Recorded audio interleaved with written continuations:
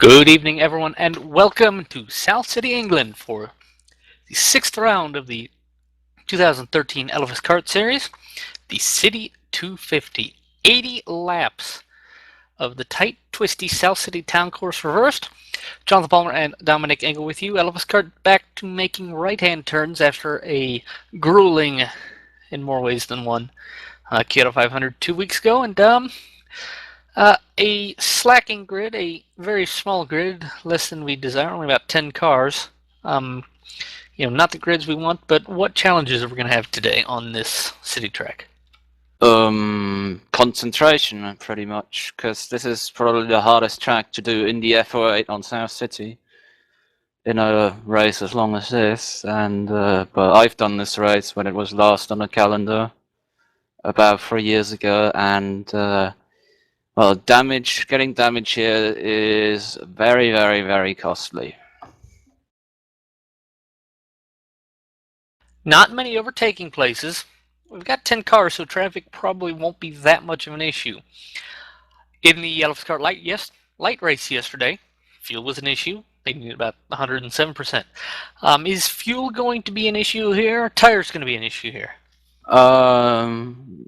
Tires, not that much. South City is relatively easy on the tires wear-wise. Might get a bit of a heat peak going on where the tires go off for quite some time but then come back. Fuel, as always, not an issue. I think wouldn't even have been an issue last year in LFSCART at all throughout the season except for Fern Bay. So yeah, it's just the usual thing of starting as high up as possible, going as long as possible, and then having a look around you where you end up. This is the 6th of 9 rounds following this 2 weeks' time. Clockwise challenge, 157 laps at KY1R. Then finishing out the season on 2 very challenging road courses. Penultimate round, Jamaican Grand Prix at Fern Bay Gold Reversed. And the final round, season finale, Kyoto National, 49 laps on August 24th. Points coming into this round, Jesse Telkula leads on with a 59-point gap. That's 205 points.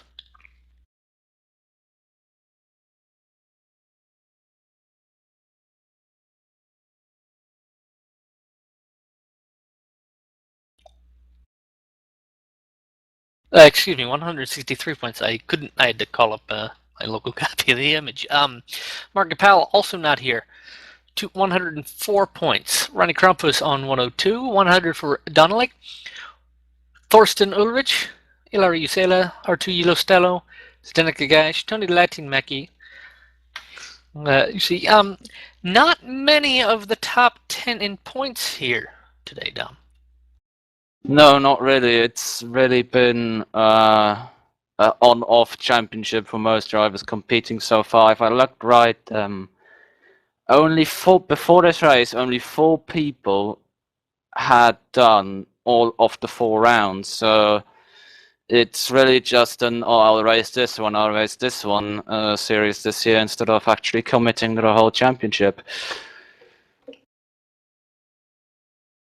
Yep, also now looking at the team championship classification. Race Green Autosports, 5-point lead over Core Racing, 226 versus 221. Savage Sim Sports, 194. Genuine Racing, 192. Dynamics Racing, Team Virus, Last Lap Motorsports, Iron Club. Dustin Dawes, UK Computing Team, only his 3rd round of the season. He's up into 12th in the team championship. There's 17 or 18 teams logged in the championship. Usually one team at this point may have had a big gap, but no such occurrence this time. No, not really, as I said, because of the nature of the on-off participation flow. No one's really committed to the championship, which is actually quite unusual, because that's the first time that's really happened. Yep. Nations Championship, it is the average of the top 2 drivers. In a race is how each nation accumulates points.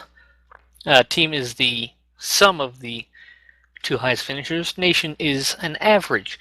Finland dominating this championship so far. Finnish invasion into LFSCART and LFS in general, 193.5 points. Czech Republic second.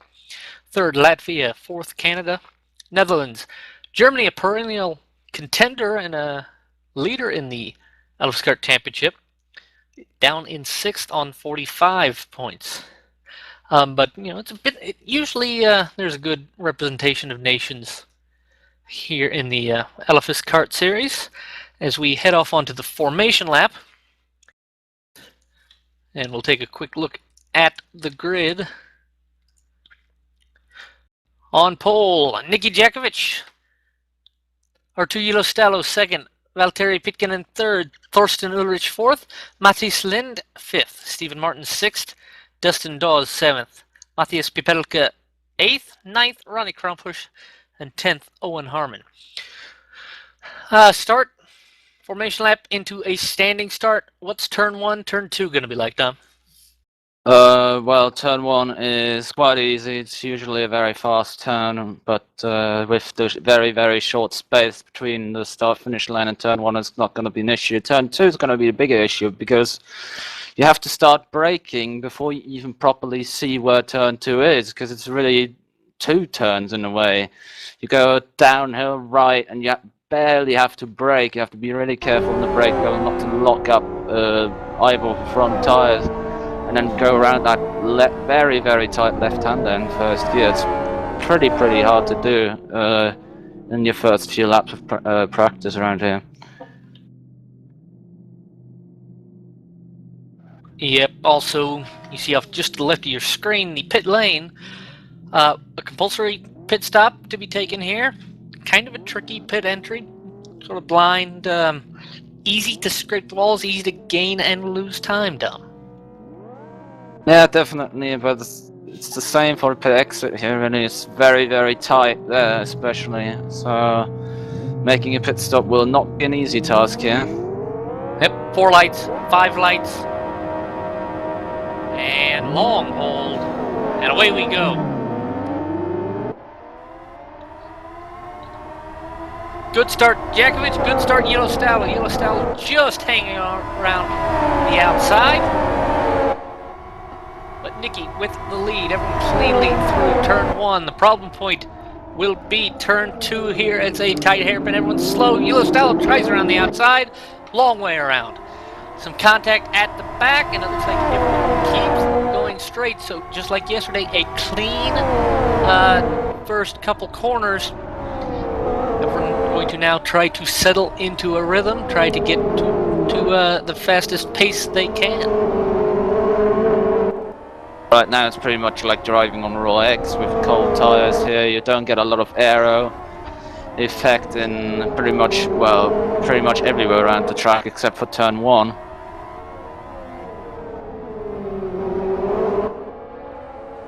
Jakovic leading Jilostalo as they come out to the main straight for the first time to complete lap 1 of 80. Already the top 4 to Pitkänen, having a big gap over Stephen Martin in fifth, excuse me. Yeah, there was a very big gap in qualifying as well between 4th and 5th, wasn't there? It was really I think it was just about over a second, so like those 4 will be having a race of their own at front. Yep, it looks close right now. We'll see a divergence probably as we go with pit strategies. Oh, and Harmon with a problem at the hairpin, just a spin. Picks it back up, but he loses quite a lot of time.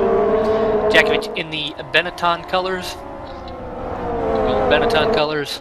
Jilostalo just behind in the MyThready familiar white and red. Ulrich in third place in the white with yellow trim car. And Pitkänen in the Genuine Racing greenish red white car. Just falling back now, Pitkänen. But Ulrich, Jilostalo, Jakovic staying together fairly well, completing the second lap. going to be very different to drive these cars around here with much harder tyres and much more fuel than it was in qualifying. And qualifying can just throw the FOA about. Be very careful in the slow corners, but in the high-speed corners, it'll just stick. And well, with a high fuel load on a race start, it's pretty much a different car, really. Dustin Dawes and Crumpers having a bit of contact at the chicane. Dustin having a decent showing in the last round. Kilo 250. Crumpers runs wide at turn 4. Or turn 5, excuse me. Dustin is slipping through. That turn, it's at the top of the hill. You've got to get that good run through the preceding sort of kink turn, turn 4, to set up to get a good run down that corner to get a good run through the chicane, the tight twisty bit just up ahead. Especially if you're going downhill for that third gear right hand, it really falls away. So if you go too quick into it, you'll easily end up in the wall on the left. So yeah. Crumpers making a move around the outside of Dawes. He's got the long way around. Dawes keeping up to the inside, but Crumpus will have the inside for turn 2 if he can't, even if he can't clear Dustin, but Dustin backs out. Crumpus taking a tight line in, but that lets Dustin get a bit of a run out, but he's on the outside on this uphill section. It looks like he'll yield to Crumpus. Hit up the hill into turn 4, 5, down through turn 6 and 7, this tricky chicane. With the power you've got on the FO8, that tight twisty bit right there in the middle sector, it's kind of easy to get wheel spin, lose time, and even spin yourself. The way I always set up the car for well, SO4R, SO5R, especially for that kind of section, was that that corner would always have a little bit of slip on the front wheel, so that the power I would apply on the rear wouldn't instantly just create too much momentum on the rear of a car and just make the rear lose grip. And that's probably what a lot of these drivers are doing, because it's pretty much the easiest way. The front tires here can take a lot of punishment. You're not going to wear them out that quickly, so it's actually quite advisable to do that.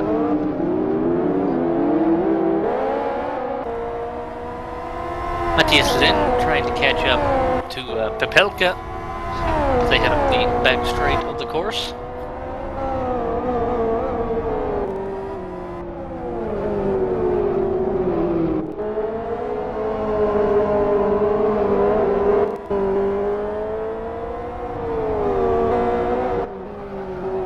Pepelka getting a little bit wrong. It looked like coming out of turns 8 and 9. Turn 11 onto the main straight of the underpass and a fairly significant bend. Turn 12, main straight now. Dakovic's resetting fast lap. 108.70. Pitkin had previously set it with a 108.71.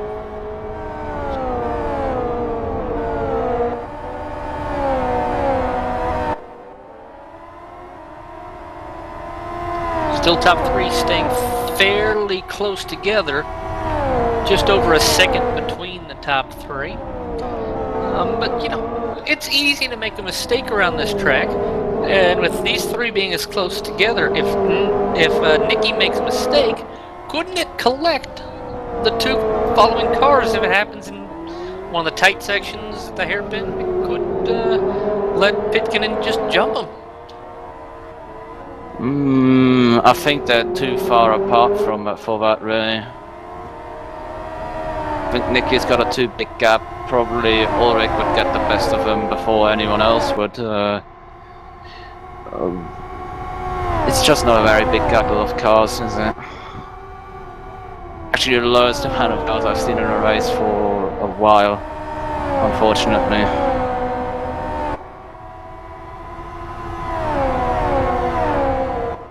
Yes, the low participation. Unfortunate. Yeah, I think though it's part of it's summertime, part of it's the way LFS is right now in general. But you know, as admins, you know, Newtomen's Racing, you've got your Genuine Racing Leagues. We get a lot of people signing up, but you don't have people really attending every round like could be desired. No. Well, some people sign up will never attend anything in the world, so... yeah, I think that's certainly some of the problem, that it's really not intended to run with such few cars, because then, let's say, points for a 10th place, which I think is 26 points in this series, they basically become worthless if you really look at it, because in a 10-car race it's not exactly hard to come 10th, because all you have to do is just be last and do a certain amount of laps. That's it. And on the other side, you see people who, at the start of seasons, when there are masses of sign-ups, want multiple grids for how long? About 30 minutes, and then it's completely useless to have multiple grids. It's just not something that's happening anymore. People don't really stick for the whole season anymore. I'll try this, or it doesn't work, or I won't race anymore. That's how it's been really, I think, for a year or so, more than ever before. Elo Stallo resetting fast lap on the previous lap, 108.42. Staying as close as he can to Nicky, but Nicky pulling out on the main straight. Gap about a half a second. Certainly has the nicest looking tyres if I'm taking a look at them. Even the right side tyres are nice and heated, whereas Nicky is running way more pressure on the right side. And, well, same for the two cars behind La Stella as well.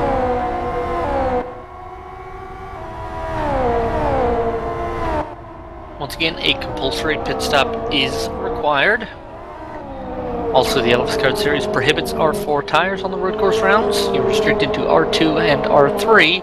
Everyone on R3s right now. I think common sense should prohibit R4 tires around here, to be honest. You're never gonna heat them up. There's just nothing to work the tires.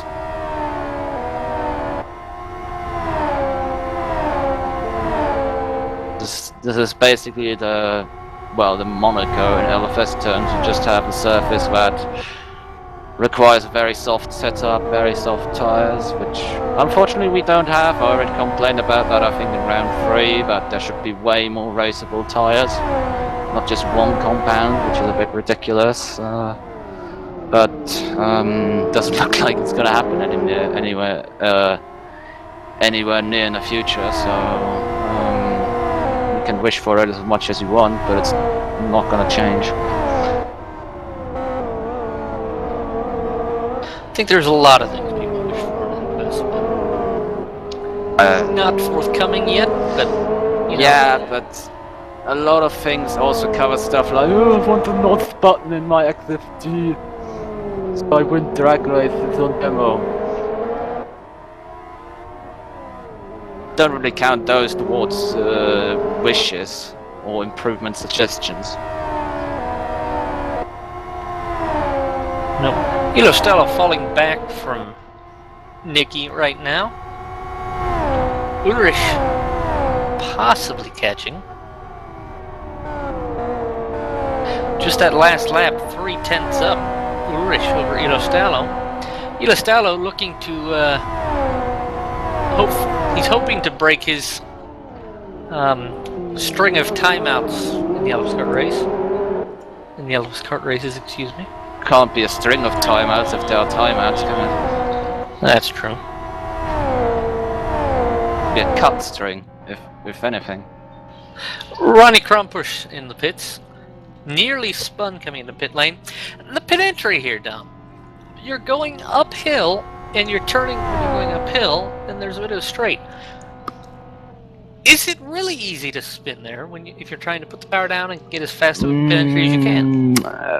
In F8 it probably is. In the heavier cars it isn't. The F8 gets much lighter at low speed in a corner like that where you go uphill and suddenly you just have an upwards G and it really lifts the car off the road a bit.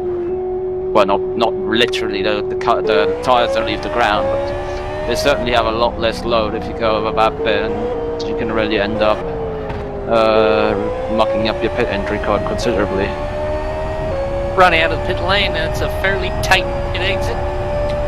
Ronnie tapping the wall, which is also kind of easy to do, but it is one of the more challenging pit lanes in LFS, I would have to say. Well, the pit exit here is probably the most challenging bit about it because it's just so narrow. And you can't see where you're going because obviously there's the wall on the inside, so... yeah, it's certainly not the easiest one, that's for sure. Easiest one is probably Aston.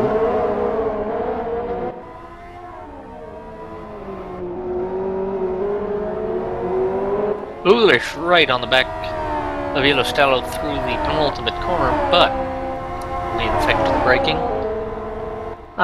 Again, like you mentioned earlier, main straight is the only real aero chance, and you don't really get enough speed to make the draft worthwhile.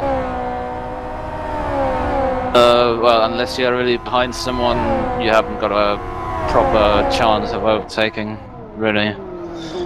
Because otherwise you just don't have enough overlap, and you don't get far ahead enough to actually make a pass into turn one. And then if you aren't careful, you could be repassed into the hairpin. So it's not easy to overtake here. That's for sure. Found that out. Although I found that out quite a while ago when the GT1 Challenge was on SO5 the other way around last season. Which turned out to be as well a rather tedious race overtaking wise.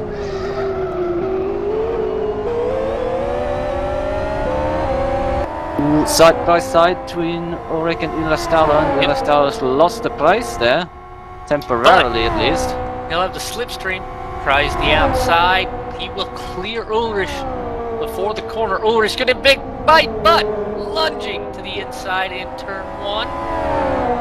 Sliding up in front of Yellowstallow. Yellowstallow will have a bit of a slipstream, runs into the back of him. Down to turn two, Ulrich covering. Yellowstallow cuts through, Ulrich runs wide. Side by side, they make contact. That was really Ulrich's fault in my eyes because he just moved over to the right so late. That's just basically what he's done previously. It's just not right if you try and block that late because the person behind you is inevitably gonna run into you. He keeps doing it. Oh! There we go, and now Pitkinson is through as well. It's just pulled up, slowed to a stop, on pretty much right on the racing line. No idea what that was about.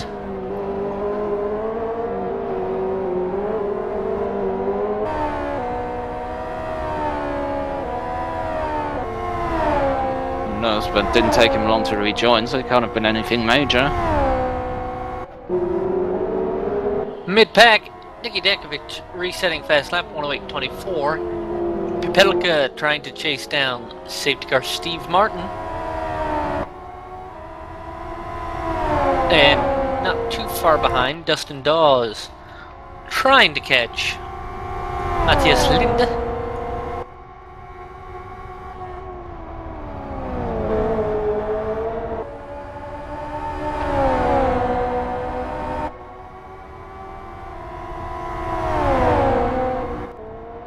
Of course, as soon as I say that, Dustin drops back from Linde as Pepelka looked like he was trying to take a look to the inside of Stephen Martin into the hairpin.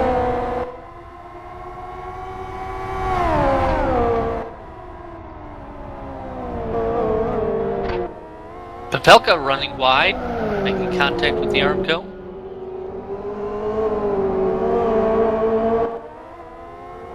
Speeds here are usually slow enough down that you won't accumulate much damage on an individual hit. It's the accumulation of those individual hits throughout the race that will collect you more amounts of damage, right?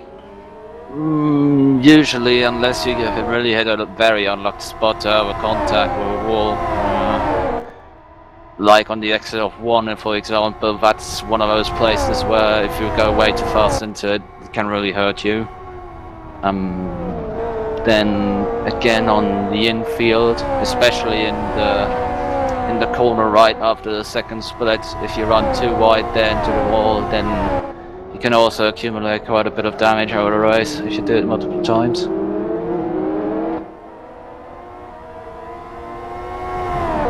Dustin Dawes is coming to the pit lane. He stopped shy of a pit box. I don't know if he had to adjust some settings, but he's in the pits now.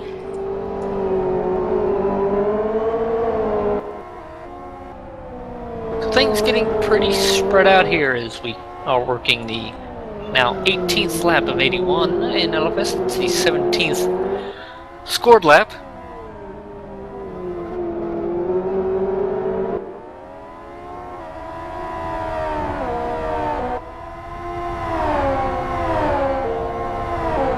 Two-hour time limit to these races. There's about 12 minutes left on the 90-minute time limit in yesterday's LFSCART light race.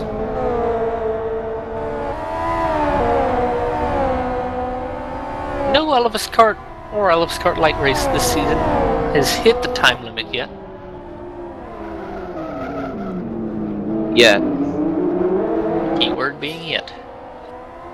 The GT1 Challenge races hit the time limit because they were timed races. That doesn't count. Papelka looked along with Steve Martin, but Steve having the racing line, and Papelka having to let off. About the closest action on track right now, though, is between these two.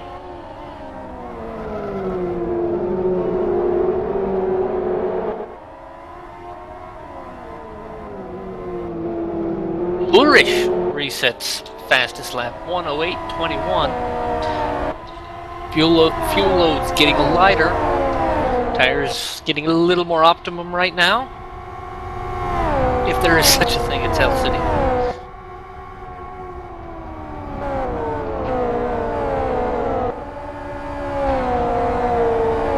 Papelka clouding the Arco on the exit of turn 1. Well, there is such a thing as optimum tires, just mostly in the first third of the race or of a stint, you go from having too cold tires to having optimum tires to instantly having too hot tires and then having to wait till the optimum again. Wait, how'd that go? Too cold optimum, too hot optimum. Sounds complicated. Not really. We had the same thing when we did the GT1 World Series and XR around here. The tires just don't heat up that quickly with R3s. You really gotta put some work into it or wait a few laps. Battle on for third. Pikkinen tapping the wall on the exit corner. Blocking into the hairpin. Side by side. Ulrich forcing his way through. Can't stay. A little more context. They head up the hill on the backside of the course. Ulrich behind. Pikkinen defensive. Ulrich was catching hand over fist. Very dangerous dive, really. Probably you should have known that was never gonna go if you enter that corner in such a narrow angle. Pikkinen slapping the wall. Ulrich having to hold up behind. No chance to react. Ulrich probably best off if he waited behind just a bit. He's obviously faster. He's closed Pikkinen hand over fist in the last 3 or 4 laps. He's got the slipstream. He'll go to the inside. Yellowstallow is timed out.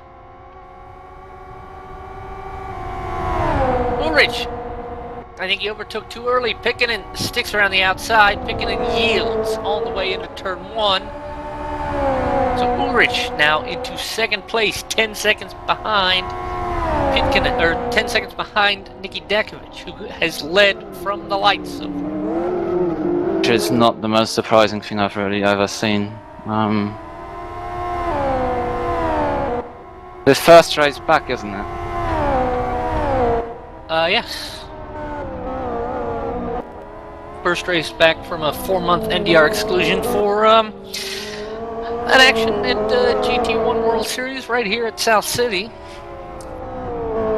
He was pointing the same way as he is now. Yes, which was not the right way for that course, and he decided to do a J-turn in the middle of the pack after a restart.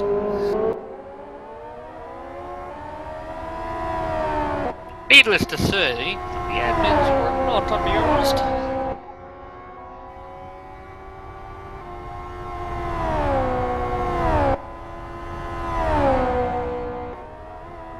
Nicky works his way into turn 1 after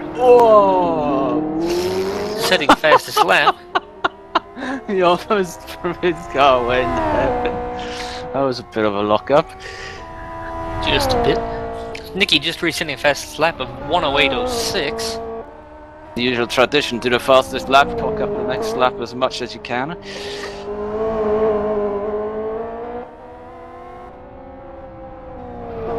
It's a tradition I'm well used to myself, which is why I never set fastest laps. Pipelka in for his compulsory pit stop.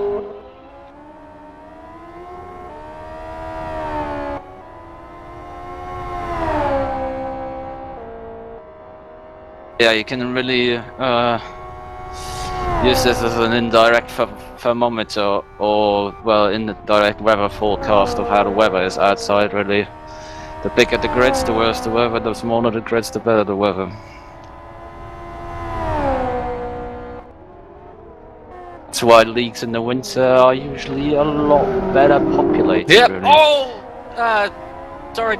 Steve Martin having a bit of a problem in the chicane, and just behind Lind finally getting around Dustin Dawes. Dustin was giving Lind a bit of a hard time. Lind has been trying to catch Steve Martin.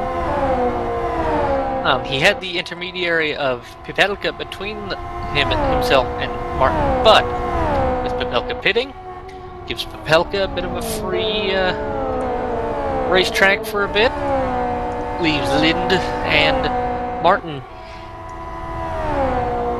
now free to battle between themselves now that they've dispatched of Dustin Dawes.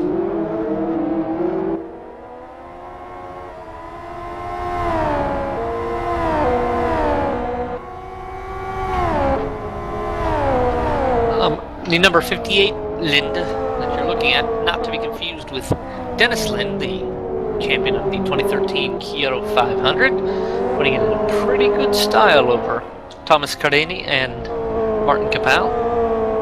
Was a pretty good finish despite 24 safety cars in the 500 miles, but it was not the slowest Kyoto 500 on record. It's quite By a a few shock. minutes anyway. But it's the one with the most safety cars. Oh, I don't even remember. All I know is there was a longer Kyoto 500. 4 hours, God knows how many Yes. minutes last year. I think it was pretty much right on 4 hours. Well, including the formation laps, it was over 4 hours, that's all I know. I only remember the race time from LFS. And it was, in 3 words, way too long. Yep.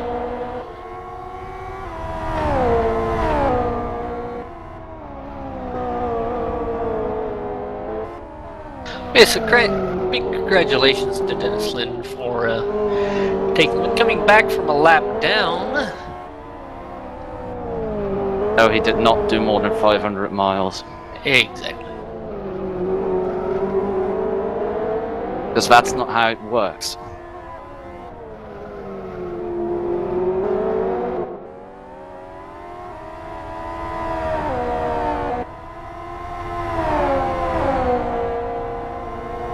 Yeah, generally winter series are a lot more populated than summer series, aren't they?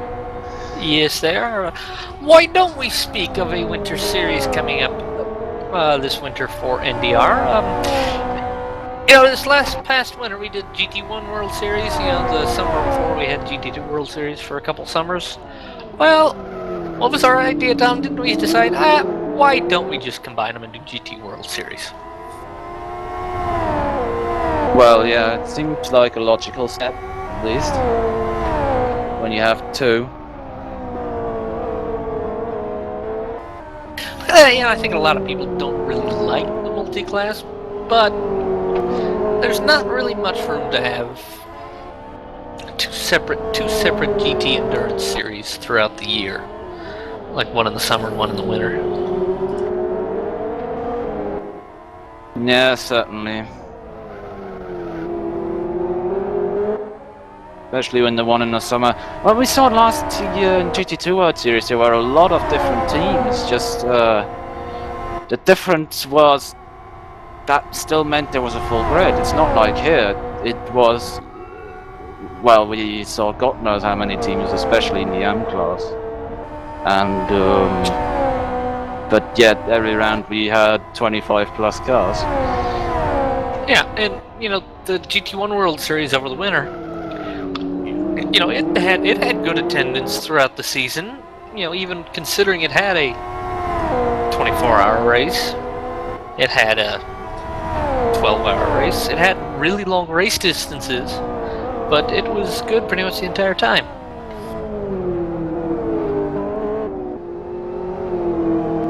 Yeah, but it's certainly probably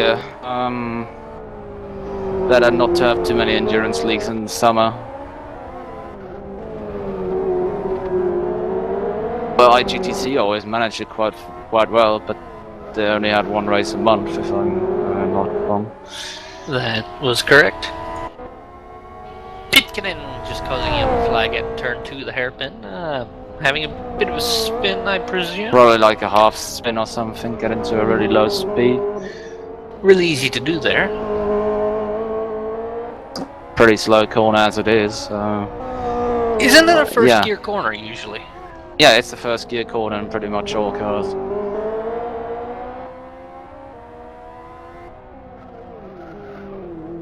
It is, I think, one of the tightest corners in LFS.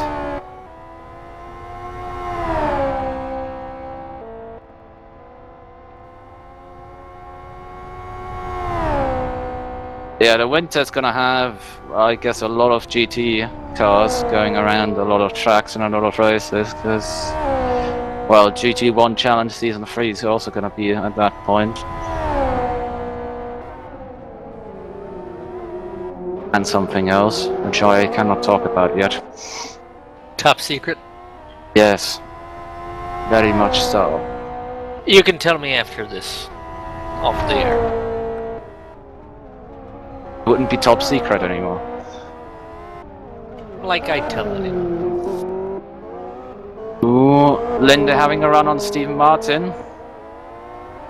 Oh, and runs very wide in the draft.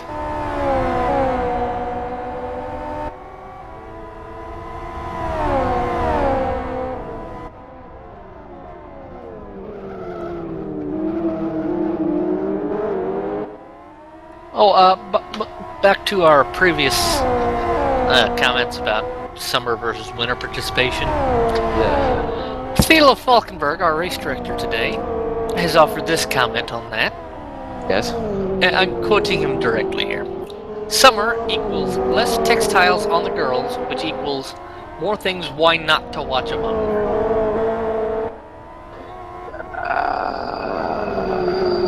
Yes and no. Well, not like you or I would know anything about that, since we are so busy running relays, we don't have a chance to get out and look.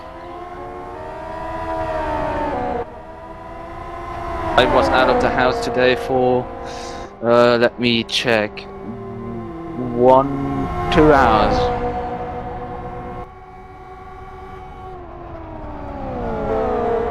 I didn't get more than that. Although half of it is because I was sleeping for quite a while there, which I obviously do in the house.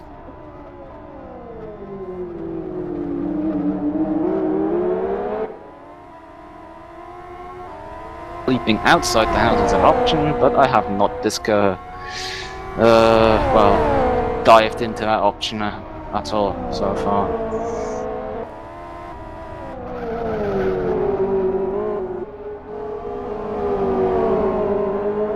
Owen Hartman making his pit stop.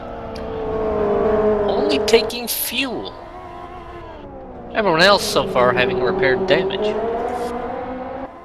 If he's happy with the car as it is, I don't think Green. Look at that damage. That's moderate, yeah. Yeah, well, he's got already the setup for something else on it. I wouldn't know what that is, but it's got to be good for something. I'm pretty sure of that. Not for turning right through left-handers, as you saw. At the back, between Pepelka and Krompush, both having made their compulsory pit stops.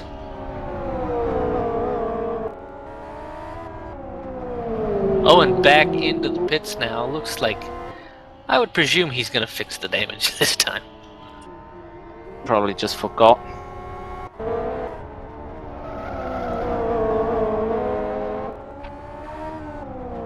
In LFS, obviously, you don't have the guy on the pit wall saying, "Oh my God, you've accidentally your entire car. We're gonna fix it." You gotta make that decision yourself.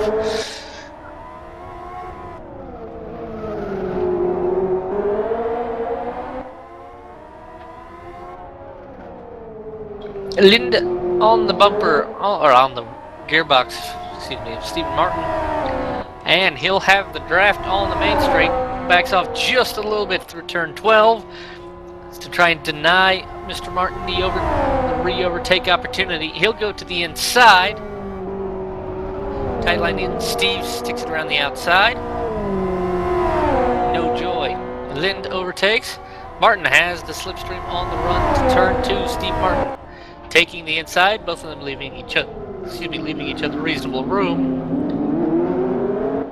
So Stephen Martin retakes the place of a couple position swaps on 2 straightaways for the 4th position.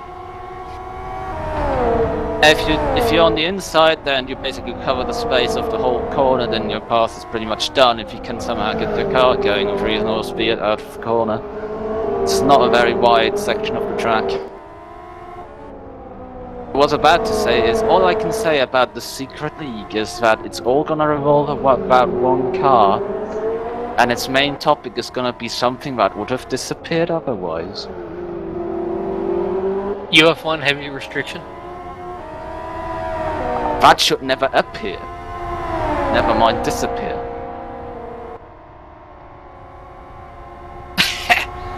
Question going around in the admin booth. If they changed the lap number, would any driver notice it? Yes! A resounding yes from Dom? I would probably go yes. That's because they have something called eyes. Sorry, I can't see what you're saying there. If you know what I mean. Yeah.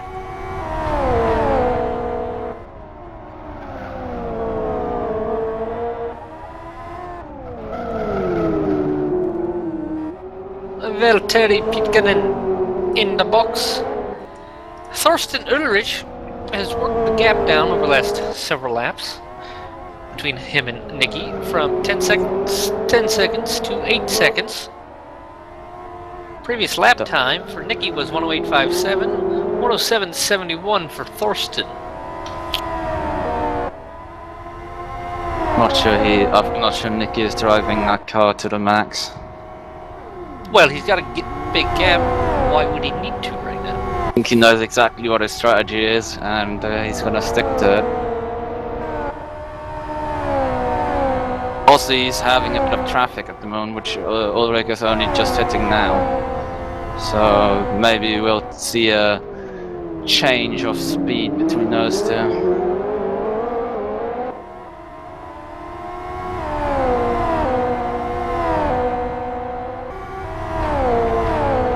Thorsten having to get around the cold-tired Owen Harmon.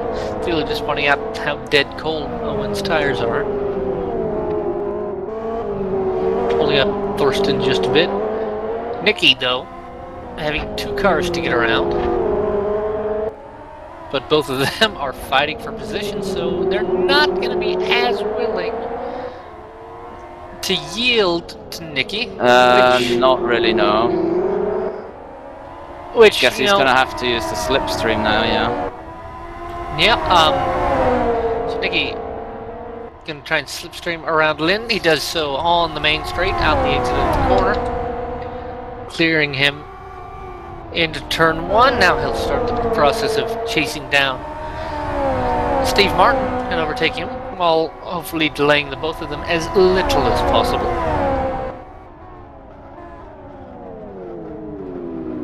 Steve yielding politely, Nicky having to take a bit of a tight line though, but Nicky negotiating both easily. And Ulrich is yet to do so, Oh, he's not even past Dustin Dawes yet, so that's a completely different story there. He's still got 3 cars to lap, and Nicky's passed the lot of them. Yep, Nicky has got clear sailing for a while.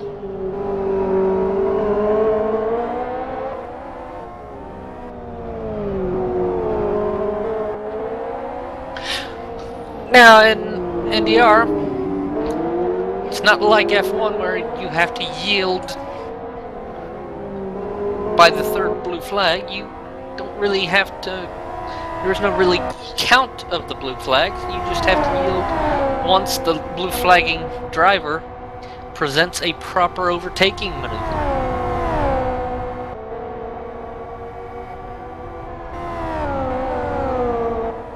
Yeah, but then on the other side, you're also not allowed to defend, which is how do I politely put it? Which is something few drivers do not quite understand.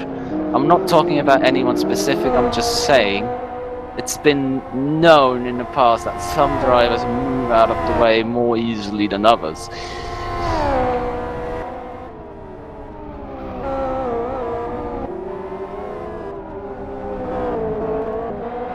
There is also always that little bit of courtesy where if you know that it's a leader behind you, you may willingly roll out of the way at a safe point and not wait for them to present a proper overtaking move. But, you know, if you're in a battle with someone, especially as close as Steve and Linda are, you're not going to want to risk your position in that battle to let the lap car through as Linda comes to the inside of Steve Martin. Down the main straight. Steve sticks it around to the outside. We'll tuck in just behind Lynn, staying just alongside out of turn 1. Side by side down High Street. Martin up against the wall again to the inside, but Lynn running a bit wide. Oh, but he didn't Martin get very unable to good capitalize. traction out of there.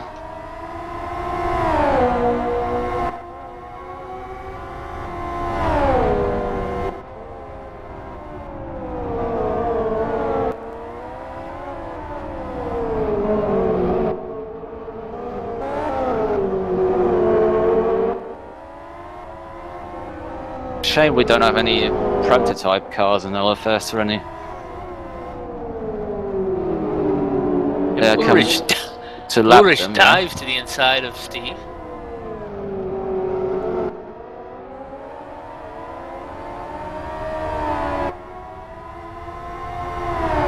Before anyone says prototype cars would make LFS endurance racing completely different, no, they wouldn't at all. It would just make it prototype and GT instead of GT and GT. Yep. Engel just pointed out to me that the blue flag rule in R Factor 2 is a time which counts down, and when it ends up at 0, it gives you penalties if he remembers correctly. It's also an option to do it, really.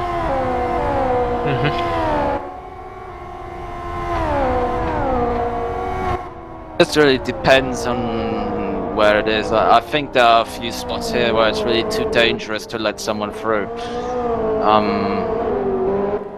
But then again, it's not like that count has a 5-second countdown, so it's a very short lap.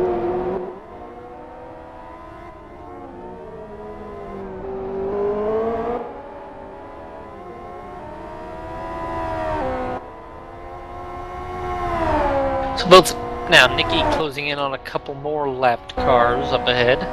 Nikki resets fast lap 107.48.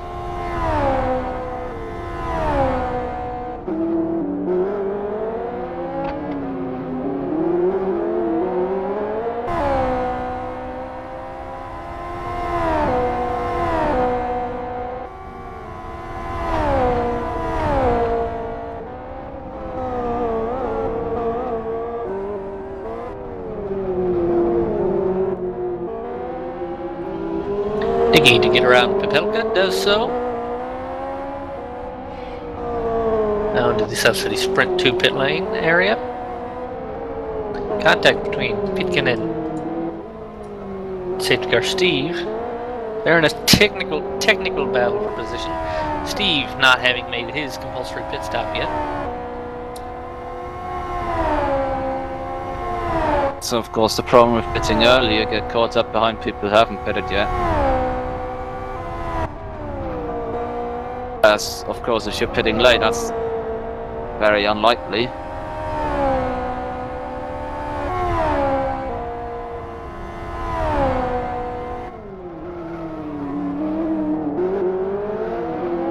Nikito coming up on Ronnie Krompush.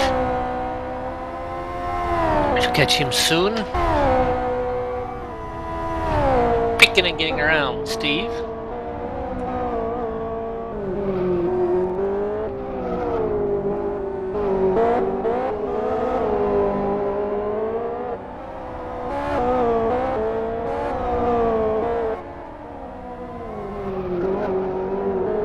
Well, Dom, I suppose we can mention a few more things about GT World Series while we've got some time.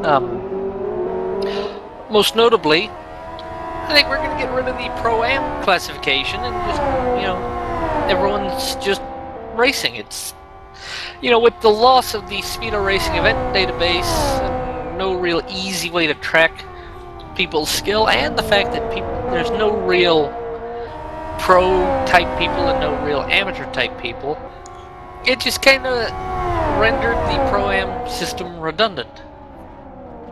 Well, I wouldn't say that. It made it a lot harder to actually go back further than, let's say, 4 years. Let's say you have MOE results, you have MOE replays, you have all kinds of that. You don't have all the national championships anymore. You've lost the Spanish League, the Hungarian League replays, a lot of them, well, no, actually not a lot of City League replays, I'm lying, they're available pretty much all of them from the last 5 or 6 years. But you certainly did lose some stuff, and there are probably AM drivers, but I think the way that the system worked probably wasn't really up to the standard anymore. It was not up to the requirements. The requirements were not up to the requirements, basically. And it was just kind of a pain to deal with, and it really wasn't, at least as far as I'm concerned, it really wasn't worth the time with the way things were now. It was more just kind of a division that wasn't going to be good enough. It was just kind of there to try and split things up. I think it's just kind of better to lump everyone together and then let them choose GT1 or GT2 class. Pro-Am wouldn't make sense with GT2 or GT2 anyways, because GT1, GT2 anyways, because basically just splitting the field up more.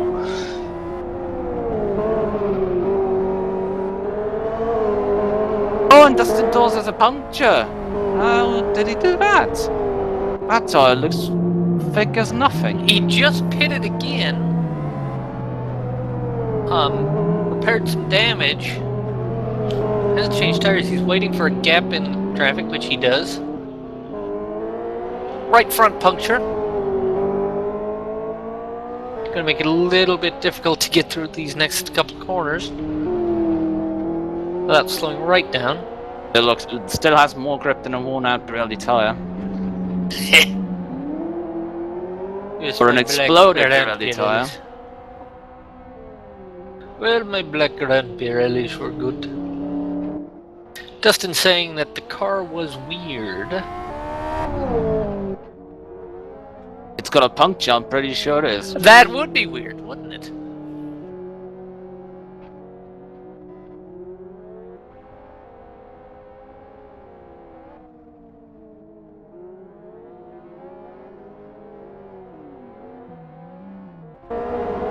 Ronnie Crump versus Stephen Martin having a battle now. Both of them having made their compulsory pit stops. Turn 9.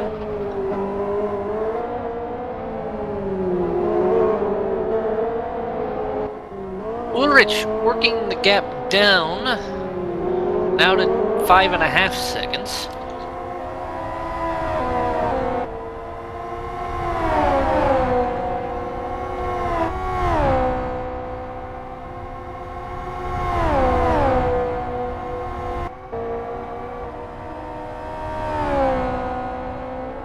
So here's Nicky heading down towards turn 2. On the brakes, turn 2 now. 1, 2, 3, 4, 5. Yeah, about 5 seconds back to Thorsten Ulrich, who you see now through the hairpin. Ulrich now having to work his way through Ronnie Crump versus Stephen Martin.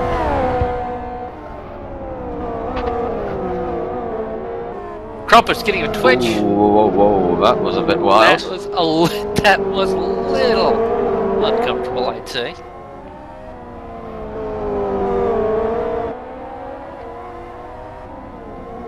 Ulrich.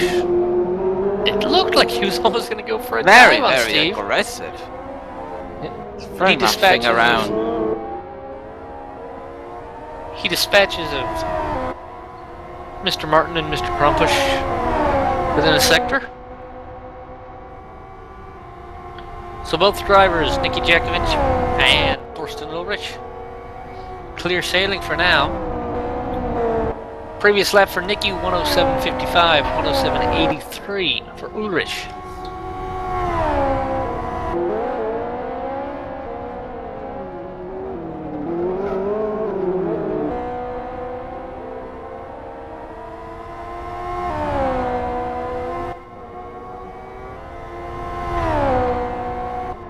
Yeah, this is, I think, how many leagues are there now per year if you count them all up? I think there are, let me think, between Jenna and India alone there must be 3, I think about 8 or 9, so it's no shortage of series nowadays. Just kind of a shortage of drivers sometimes.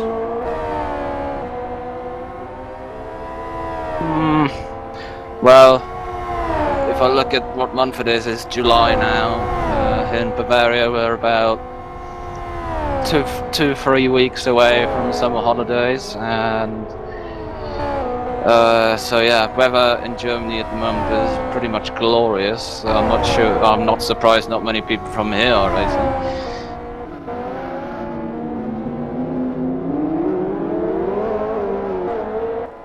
And I mean, the weather's glorious, I mean it's too hot. What is your current weather there in Bavaria?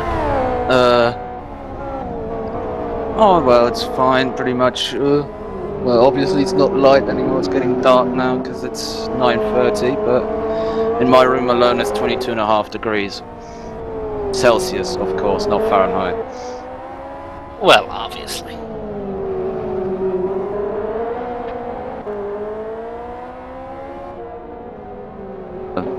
Just to make sure some people get it who aren't aware of the metric system.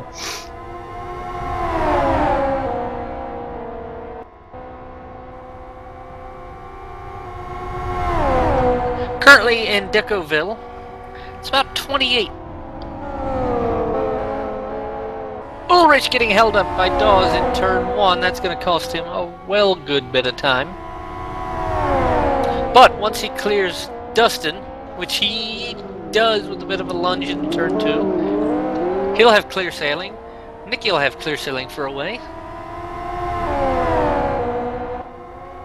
He's got basically half the track in front of him is clear now, so shouldn't be much of a problem for either of those two. Theo has offered Northern Westphalia, where he is, has had the first sunny 2 weeks in a row. And his area will be on school holidays in a week.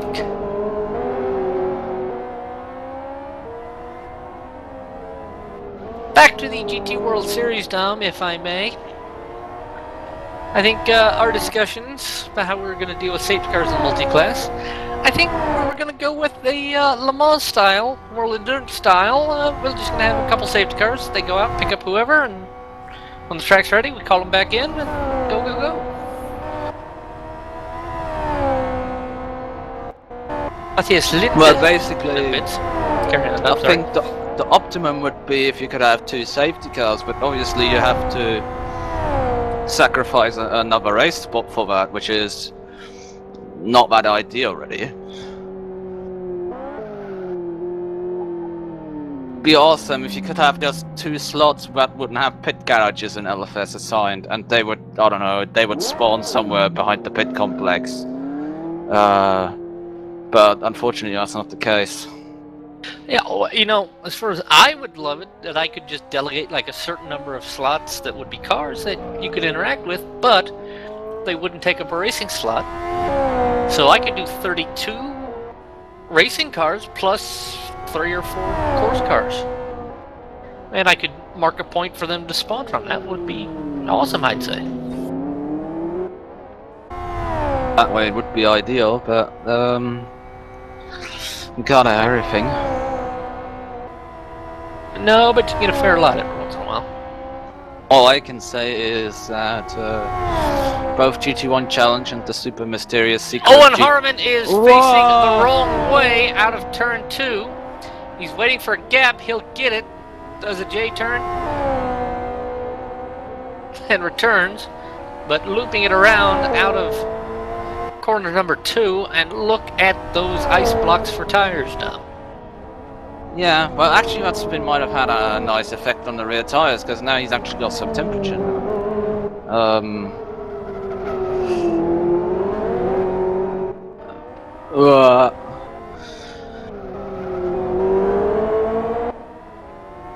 Trying to get a hang on the car. It's been passed by Dustin Dawson now. That was for position.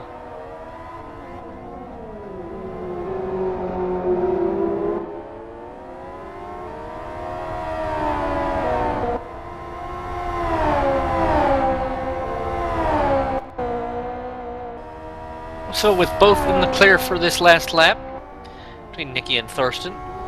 Nicky 107.64, Thurston 107.38. But like you said earlier, if Nicky is knowing his strategy and following his strategy and not really caring about what's going on behind him, if I look at Ulrich's right rear, it's close to having to be changed, very close.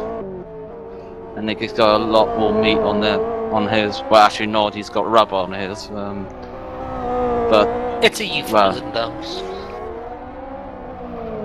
Yeah, I was gonna say all I know about slots and pace cars and stuff. All I know about is that GT Open and GT1 Challenge are both gonna have 31 full race slots and 1 pace car slot. Right. However, as I said, GT Open is super duper secret. So, yeah.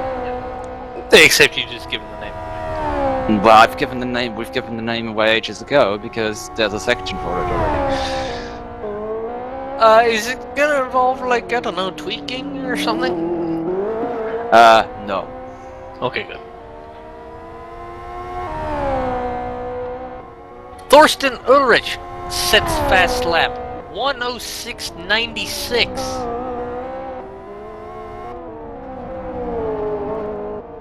Is he gonna pit before that right rear tire blows? Well, pops anyway. I hope so for him. Otherwise he's probably gonna be in trouble.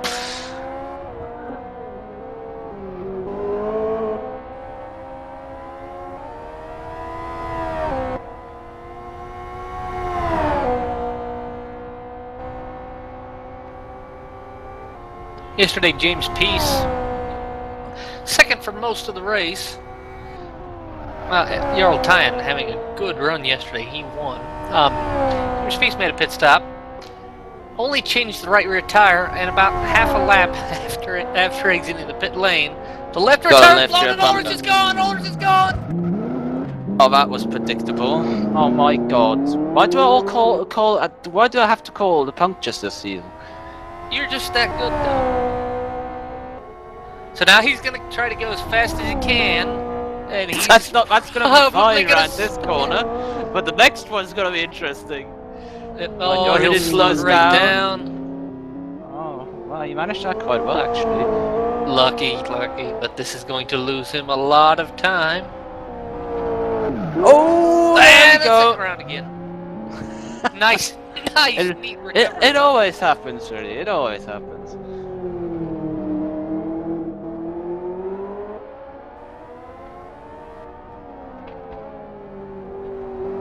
Job the pit entry here is two right-handers, not two left-handers. Otherwise, this would be significantly more entertaining. Yes. So he's up to big challenge. Has the kink, and he is in. And, well, yeah, come back to what you said about me giving the name away. As I said, the section's there, has been there for a while. And my two hints at what it's going to be about, it's something that would have otherwise disappeared. And it is going to be revolving all around the same car throughout the season. If you can guess what it is, congratulations to you!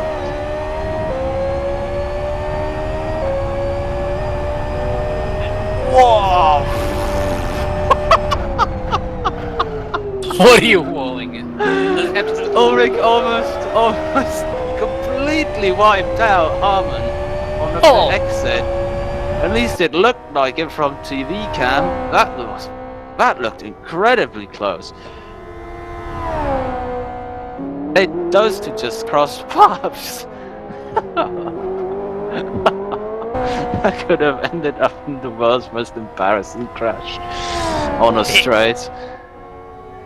But, well. Ulrich and Nicky Jakovic, the only cars on the lead lap right now. Did you watch Nicky Jakovic work his way around the top end of the circuit? I thought third place is on the lead lap as well. No. Is it not? Oh yeah, it's not. No. Nicky's pitting. In. All four tires still inflated. Yeah, but he's still got to get in and out of the pit lane clean. Funny thing is, Ulrich in my LFS actually has a Pirelli tire texture. That must be why I punctured. It must be, yes. It's gonna get the Kevlar belt next race. Looking over the shoulder of Nicky as he revs up, exits pit lane. On the pit lane speed limiter. It's gonna be well ahead.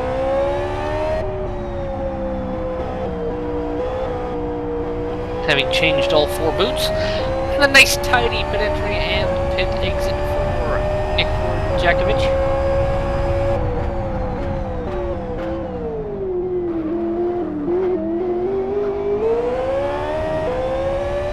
Heading uphill on the backside of the course. What, in my opinion, is still one of the best Formula 1 liveries of all times. I would generally agree. I'd say my other favorite is the old McLaren Mercedes West liveries. I don't know why I always liked that livery for some reason.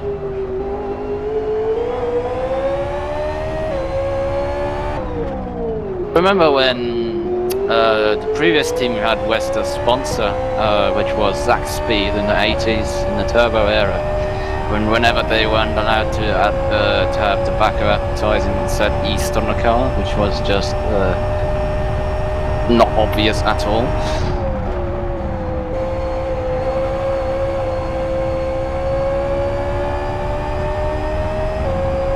But I remember when there was a tobacco issue, sponsorship issue. The Jordan team, instead of saying Benson and Hedges, they just took off some of the letters and it said "Be on Edge." They also had buzzing hornets.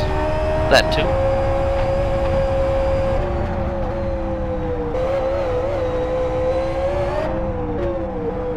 So Nicky through the chicane turn 6 and 7. Right-hander at turn 8. Left-hander turn 9.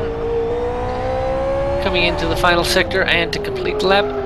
Dom, why don't you, on Nicky's next lap, excuse me, why don't you talk us through the lap? It's not going to be a long lap. Well, might as well. Coming out from the last corner, you try and get as much traction, as much momentum onto the start-finish straight. It's the only really long straight. And go all the way to the left, down into 4th gear through turn 1. It's easy to run too wide into the wall, like Nicky just did. Down towards turn 2, you go all the way to the middle of the track and then start braking very, very lightly. Gotta scrub off speed. Into the hairpin through first gear, through it in first gear, now up again through the gears, up the hill, through the right-hander, down the hill, round the bend, through that 3rd gear turn with a massive dip in it, now through this wannabe swimming pool section, left, right, very hard to get the traction there through the 2nd right, and then short shift into 3rd, through the left-hander, hard braking, down into 2nd again through the 2nd 90-degree left-hander, and then now to the last corner again through the hairpin, try and hug the apex, get power on as soon as you can, and then just again let the car drive through through the underpass and then over the railway crossing and then over the 1st and 2nd start-finish line at South City. It's one of the S1 tracks. You don't really notice it when you're driving, but if you're looking through TV cam like we do sometimes, back in the good old S1 days, the pit lane actually used to be on the opposite side of the track to what it is now. It had the world's worst pit entry as well. It was just asking for you to have an accident. Never mind David Coulthard at Adelaide, that's nothing. Yeah, you basically had a very tight chicane entry and a chicane exit. Into the middle of nowhere, where you would then end up being in the racing line on the fastest point of the track, which is completely not dangerous at all. I think there's nothing wrong with that. I can't believe they got rid of it. But yeah, as you'd be coming through this corner, you'd have to slow down and turn in right here. There's off to the outside of the track, there's now an ambulance and some tires sat there. But yeah, you would have had to have turned off and slowed down, possibly right on the racing line, and then on the exit on this configuration, it wouldn't be so bad here because you're exiting on the outside of the course, but it was South City long. You'd be exiting right on, pretty much right onto the apex of the first bend. Pretty much, and you'd probably be trying to come out as quickly as you could. And that would make it any better. Action for 5th running crumper, Stephen Martin.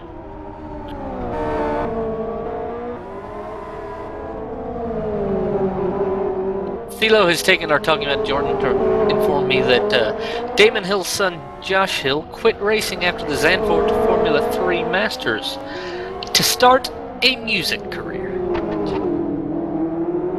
What a time. Which brings us back to our racing livery stuff, because of course the Zandvoort Formula 3 Masters used to be called Marlboro Masters. Full circle. Up the main straightaway now.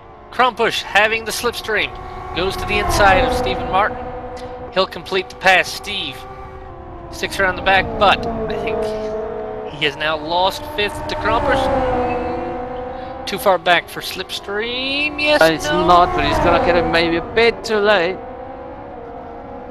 Krumpush taking a defensive line. What? Almost a cutback. Krumpush is just parking on the apex almost.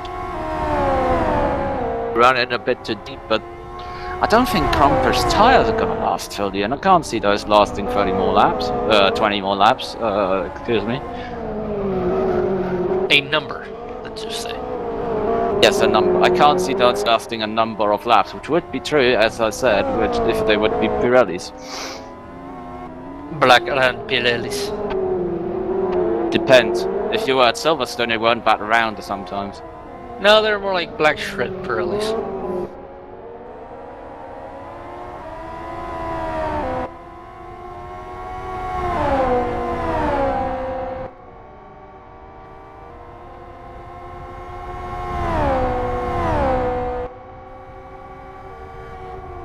Oh, it had the most spectacular tyre blowout, which I've seen for quite a while from Jev at the end of the straight, off the back straight. That was amazing. It was pretty bloody dangerous as well, but it was amazing to watch. In the race after, we got the best engine failure we've seen in a while from Jules Bianchi. So.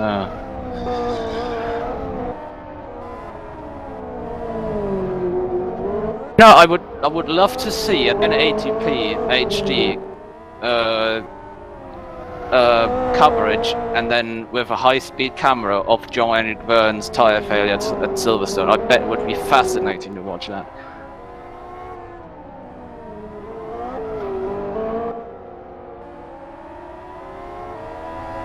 Having a quick look at the point standings, if everyone finished where they are now. If you excuse me a minute while I look up some numbers here. Ronnie Krumpusch, or no, excuse me, Thorsten Ulrich on 99 points coming into this round. He'd collect 40 for his second place. He'd be on 139, which would put him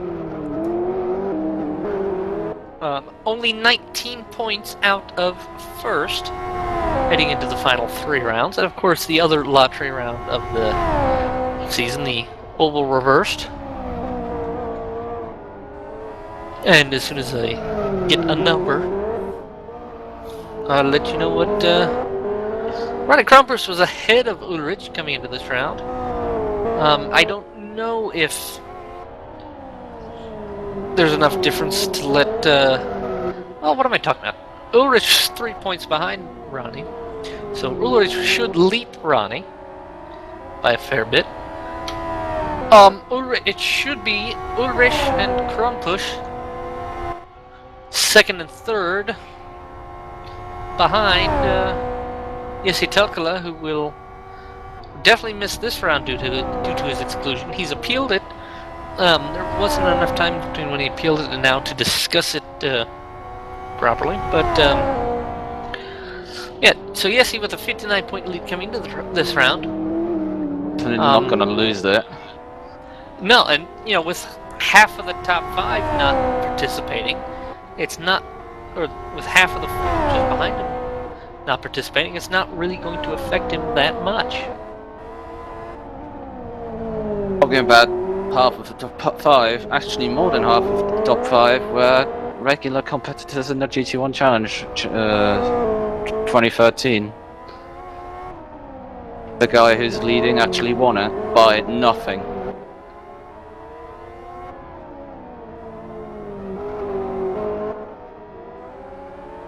How odd.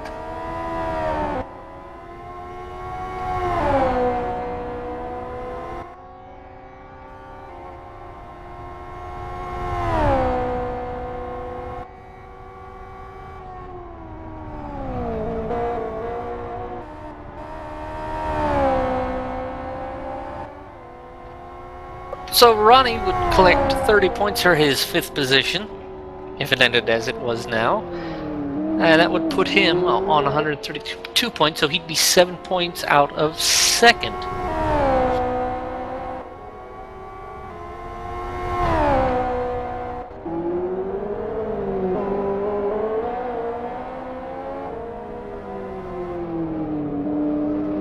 Nicky coming around the final corner, and he's got a lapped car up ahead. That is Owen Harmon.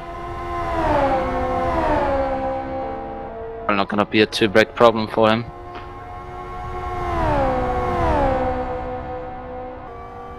Yeah, how many NDR championships have been decided by the amount of wins, actually? Why don't you tell me, Mr. Statman, who knows every stat about anything ever in LFS? I don't think I don't think a single one has been. Not really sure. I think it's more been the consistency of it. Oh, and Harmon did a bit of a faceplant into the tire barrier at turn 2. Versus out, picks up and carries on. That's where he gets his tires from. Maybe. But that's a Michelin-sponsored tire wall. Michelin, my personal sponsor. That's fantastic. That would be an enormous coup for Owen if he got his fresh tires from the Michelin tire wall. As oh, he's gone for Castrol motor oil just now. Considering his tires are showing me Bridgestone. Oh well. Thought of everything. That damage on his left side. I don't think that's really the way he wanted his tires bent on the left side, Dom. Not really, no. Oh dear, oh dear, oh dear. He's got an oval set up right now. That left front. And wow, what an oval that would have to be. Bristol? More like a bad Daytona.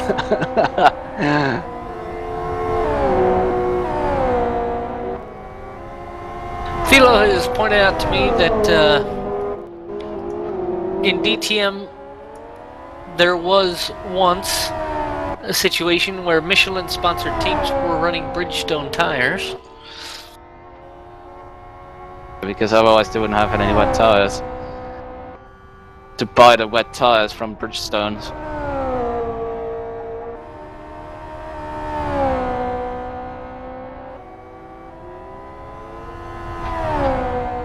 Only that had happened in Indianapolis in 05. Way. So Matthias Pipelke just making another pit stop. It's his third of the race this time for damage repair.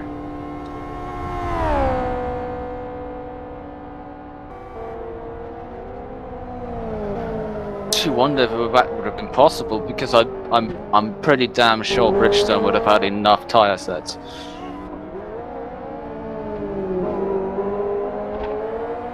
Especially if you consider that in 05 you were only allowed to run one set for qualifying and the race, so it's not like you needed a lot of them.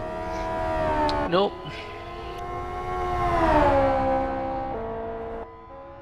So Niki Djakovic to complete the 66th lap of the race. Owen Harmon back in 9th, struggling to complete his 59th. Ulrich has gone wide at the final corner and has hit Stephen Martin. Steve Martin has been nosed into the wall at the exit of turn 11. Oh dear, isn't this the second time this has happened this season? Seems about and Steve pits in. I'm sure he's done that before. I'm not sure if it was with Stephen Martin though. But I'm getting the idea it was. It kind of rings a bell. I don't know. I'd have to look it up. I reserve judgment. It wasn't Westhill. It wasn't Westhill. And I'm sure it was Ulrich spinning the car, and I think it was Stephen Martin. I'm pretty sure it was Stephen Martin. My memory doesn't last that long anymore, Dom.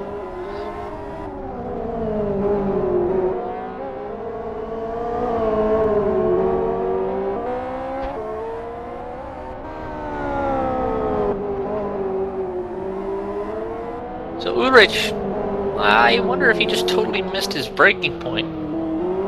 Oh, well, never know. Sometimes if you're very close to each other, you can just expect the person in front of you to accelerate and, well, you're getting caught out and end up hitting him. It's well, no, because I saw Ulrich causing the yellow flag. I tapped to him, I saw him in the wall, and the next thing I know, he's trying to rejoin, and all of a sudden he's making contact with Steve. Stop-go penalty given by the administration. For this incident, perhaps? I think he did have a unsafe rejoin penalty in West Hill.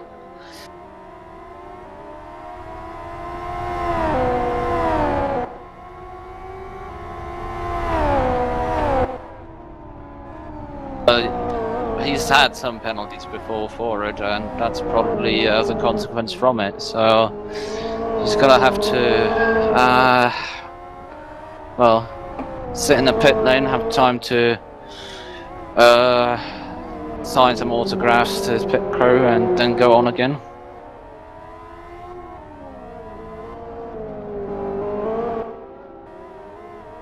He's got 3 laps. He'll pit the first time. Owen Harmon joining the spectators. Leaves us with 9 cars.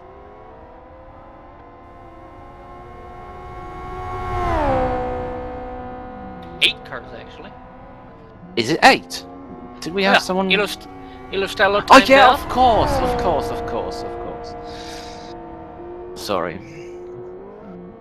You're forgiven.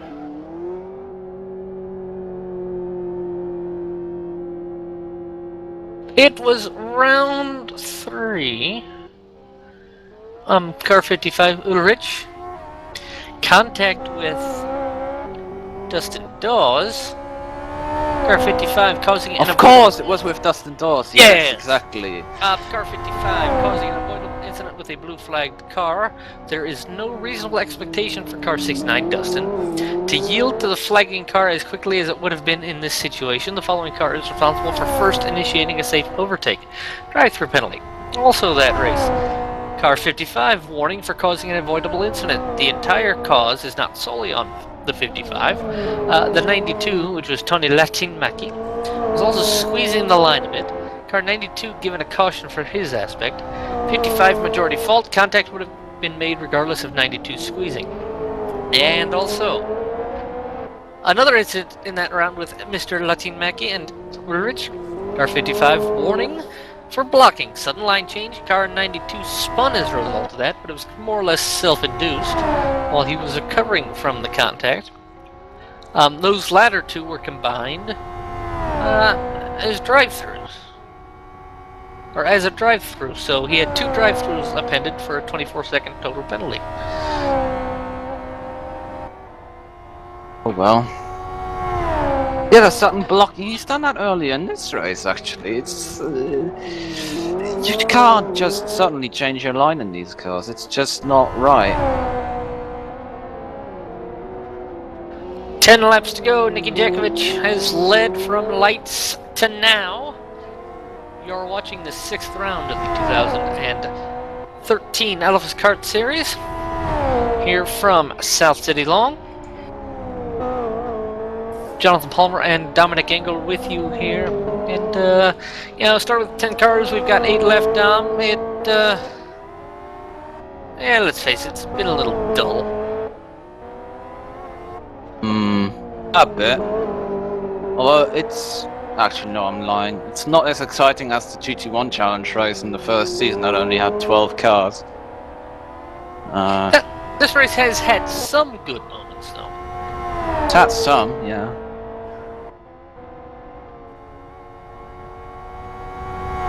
But I have to admit that the GT1 Challenge race with 12 cars would have been done 20 minutes ago, because this race is already 1 hour 20 since the start, or 1 hour 20 have passed since the start.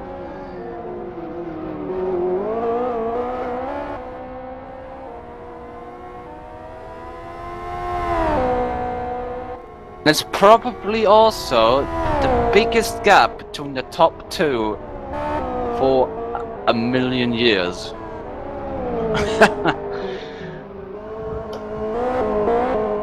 In fact, Niki is so far ahead of Thorsten that he's behind him. Yeah, pretty much. Pretty much, yeah. Thurston coming up past the pit lane now. Niki on the main straight now.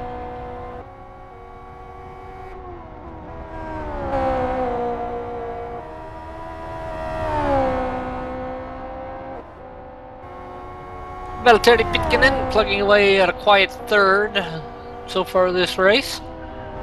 He's just got to hold out about 8 more laps.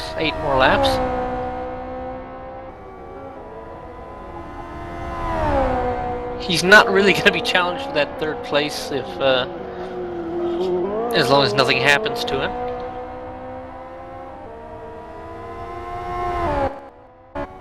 Dustin plugging in, and currently last of the cars that are still running. I think he might be finishing at top 8, you know. No, really? What made you think that? I'm not quite sure. But Stuart Baker's in the top 10.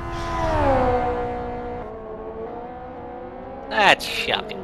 He has done exactly 0 laps so far. Completed 0 laps at least. Actually, he hasn't even started a lap. He just goes reverse from Oh the grid yeah, to his parking spot. Of course. He hasn't even crossed the start line yet. He even started the lap, that's true.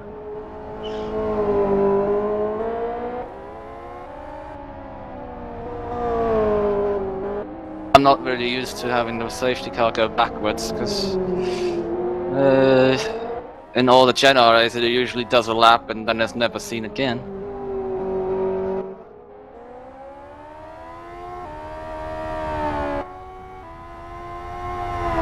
Oh no, I stand corrected. It was yesterday that Stu went the wrong way around. This time Stu did the couple sectors, so he's now in the 3rd sector of the first lap. Ooh.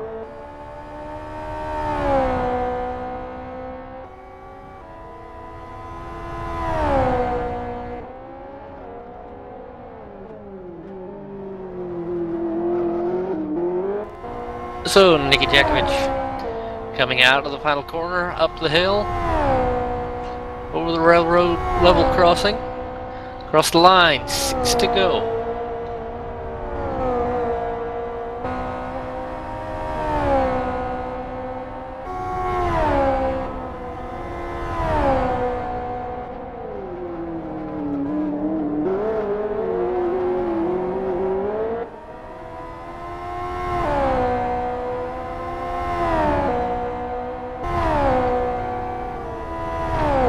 Dustin always wanted to talk.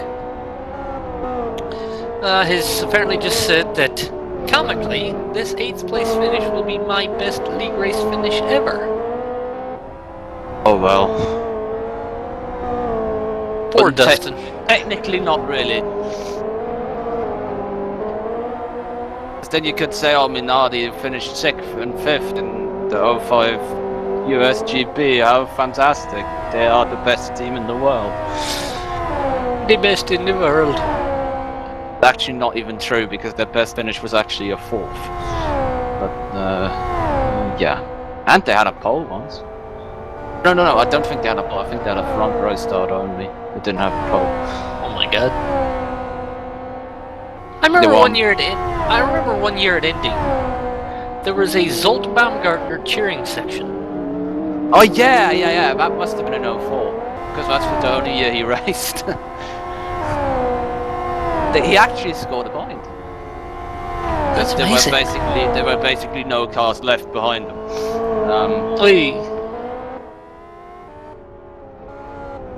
Ulrich working his way around in a fairly secure second. He's got a lap over. Actually, no, he doesn't. He's got about a quarter of a lap over. No, he's not even that. He's only got a couple corners over Pikkinen. I'll make up my mind on what he's got in a minute. Got something.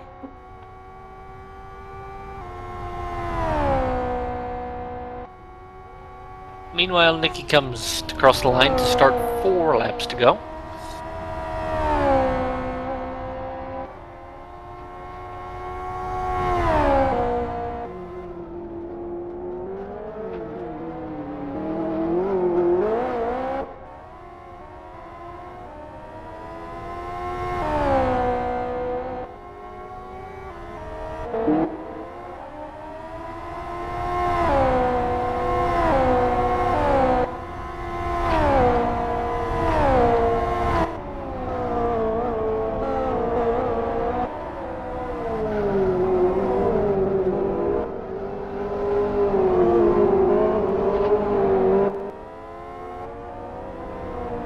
So Nicky through the sprint to pit lane section, of course.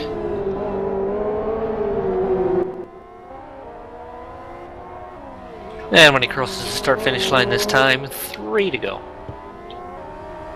So, 2 weeks' time, we've got the clockwise challenge, 157 laps of the Kyoto Oval.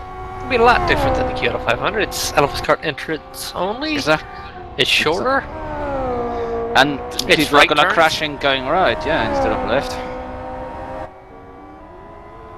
But you know, after that, we've got those 2 road course rounds. But what do we think might happen in 2 weeks' time?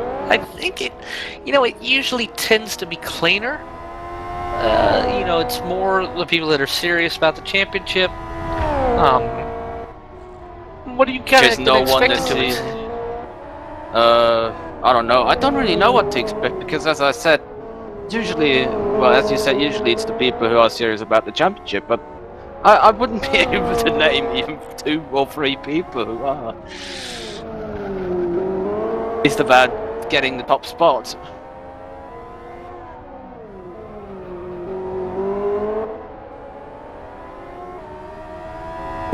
Well, as I said before at the start of the broadcast, before this round, there were only 4 people who had done all races so far, and only 3 who had received points for all of them. It's really new territory for LFSCART. It's not been the case before, even in the first season when you had about half a car per round on average. That half car turned up on every round, so yeah. I think I would posit that the best LFSCART season so far was the 2011 season.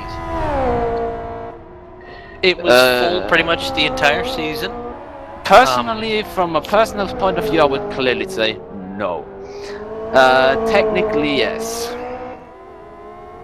Well, just because you failed at that season. What? I mean, I failed. I got hit by certain people quite a lot.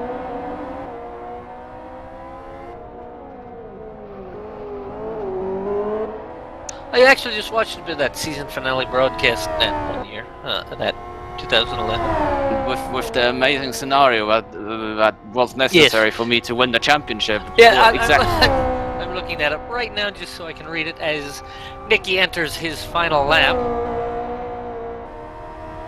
It can be summed up with the entire world has to go down. Okay, so it said, back in 2011, Dominik Engel is a champion when he wins from pole with leading the most laps. Robin Heijerman does not finish. Jarl Tyen finishes 28th or worse. Simon Cattell finishes 23rd or worse. And Samson Yervansu finishes 15th or worse. When Robin Heijerman finishes 29th or 30th, Dominik Engel and Robin Heijerman are both champions. He wins. Robin Heijerman and Jarl Tyen do not start. Simon Cattell finishes 26th or worse. And Samson Yervansu finishes 18th or worse. As Jack Atkinson said, dead cert. I was basically for sure gonna win the championship, and then I didn't. It was so surprising. Jarl Tyen won that year in a pretty good battle to the end with Simon Cattell, but Nicky Dakovic having no contention at all after the first few laps. Out of the final corner, up the hill, Nicky Dakovic will win round 6.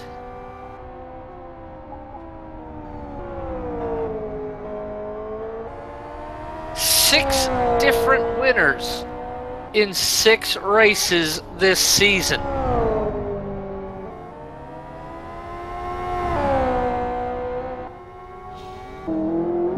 Valtteri Pitkanen has already crossed the line to complete 3rd. Thorsten Ulrich will come 2nd eventually. Steve Martin up the hill.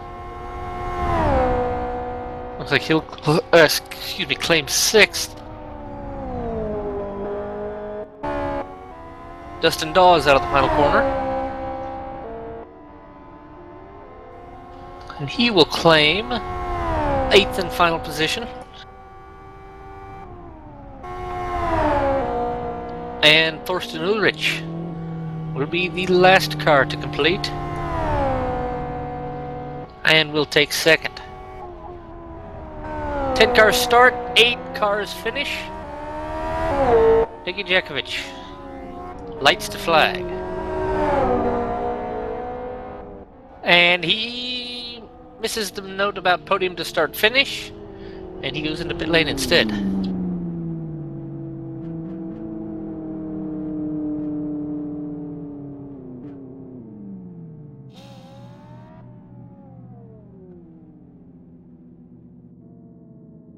And Sipker Steve has run out of fuel on the in lap.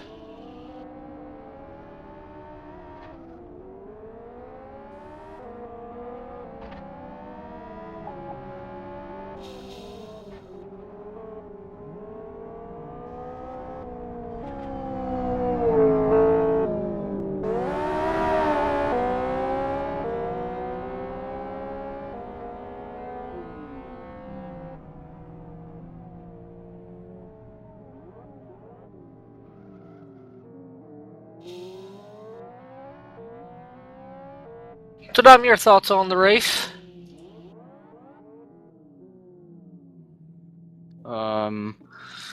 Well, quite a bit of a procession race, really, due to the low amount of cars. And the person who most deserved to win won, really. That's all you can say about it.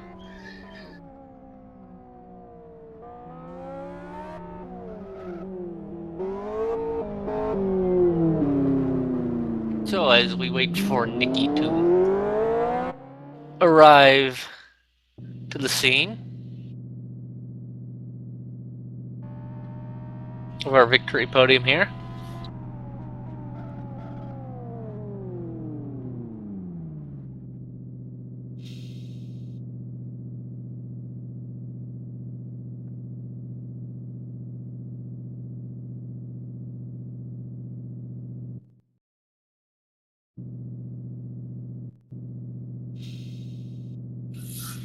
So, Dom, your thoughts on that race as a whole, if you might do so to Phil for a minute?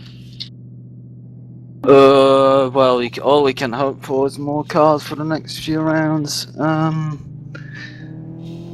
Especially the last two. And, well, there's just not really that much to say about a race where the attendance was oh so fantastically high.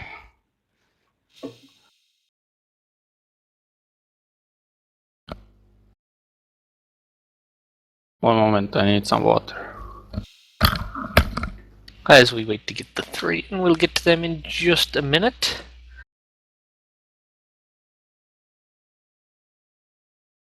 While we wait, provisional result, Nikki Dakovic winning in an hour and a half.